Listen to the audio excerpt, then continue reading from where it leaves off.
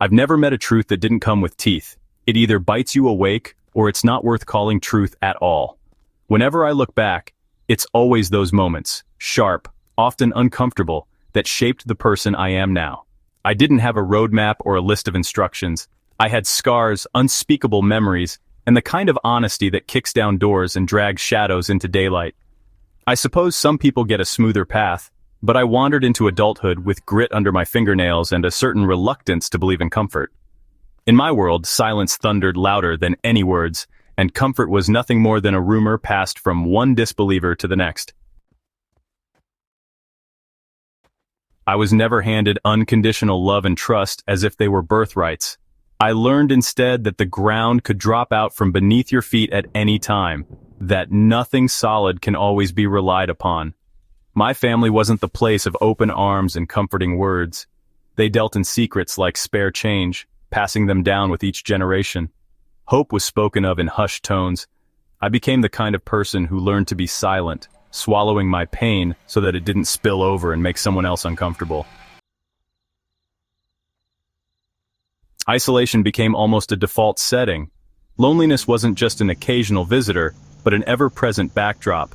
Over time, I realized I was carrying more than just my own burdens. I was the living archive of all the unsaid things, all the private ache my family could never name aloud. In my silence, I thought I found safety, but in truth, it weighed so heavily on me that it threatened to smother any real sense of self. It was in these quiet, dark corners that I made an unlikely ally out of honesty. For me, truth wasn't so much a comforting guide as it was a tool, a weapon I reached for when nothing else could cut through the fog. Staying real, even when it cost me something dear, became my rescue line. I came face to face with my own vulnerability every time I found myself in places and situations I never anticipated. Locked in rooms that threatened to define me, misunderstood by people who never tried to understand, struggling to find identity when my reflection didn't match other people's expectations. When life thrusts you into adversity, losses that bowl you over, memories you wish you could erase, people who exit without warning, it changes what you believe about the world and yourself. I spent years trying on different masks, hoping one might finally be the right fit so that nobody would see how thin my armor really was. But pain is a master escape artist. It always finds a way out, showing through the cracks whether you want it to or not.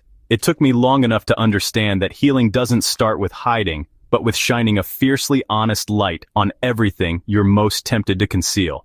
That kind of healing is rarely smooth. It's messy, slow, and it drags you through every layer of your own history.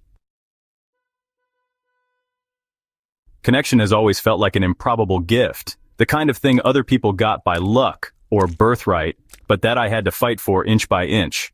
Acceptance, not just from others but from myself, felt somehow out of reach. Speaking my truth meant risking exclusion or misunderstanding, but the alternative, living as a half version of myself, simply became unbearable. You can't keep rewriting your own story for someone else's comfort and expect to look in the mirror without regret. It took losing more than I gained to recognize that compromising who I was would always come at an unbearable cost. Society has a way of naming and boxing people like me: outlier, loner, too much, and maybe, if I'm honest, I even wore those titles like armor for a while. After all, you can't be disappointed if you never expect acceptance. But gradually, I realized that my honesty, my refusal to sugarcoat the grit and grind of real living, wasn't just a survival strategy. It was my declaration of existence. Every time I bit back a truth to avoid rocking the boat, I felt less connected to who I actually was. So now I move through this imperfect world with my edges intact. Sometimes it means walking alone, but it also means I never betray the person I'm becoming. I'm done trading parts of myself for an invitation to someone else's table. If that keeps me on the margins, so be it. At least the view's honest from here. The reality is that truth isn't some gentle, guiding light. More often, it's a cracked mirror. You see what's beautiful, but you can't ignore what's broken. For years, I fought the urge to smash my own reflection, thinking I could erase my shame if I just tried hard enough. But the only way through was to look straight at every jagged edge, to accept that those cracks told a story, and to speak that story as clearly as I could. My past, brushed by violence I didn't choose, years tangled with self-doubt and addiction, bouncing between places that were supposed to fix but often just fixed nothing, left marks that will never entirely fade. But what has kept me standing is this. I refuse to disappear. I refuse to shrink until I'm invisible, to let my pain fester inside a silence that isn't really mine. If I have anything to share with the world, it's not a plea for sympathy. It's the insistence on being seen as I am, bruises and all. Scars, I've come to realize, aren't a warning sign to keep away, but proof that I kept moving forward, even when disappearing would have been easier.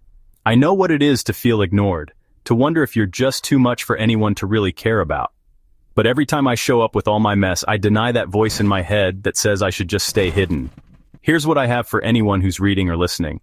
You're not alone in your struggle, and you don't have to hide the hardest chapters of your story. Sometimes the bravest thing you can do is just live out loud. Scars first, no apologies. If you find yourself nodding along, if this message rings true or makes you feel less alone, then stick around. Subscribe, share, and be part of a space that deals in the real.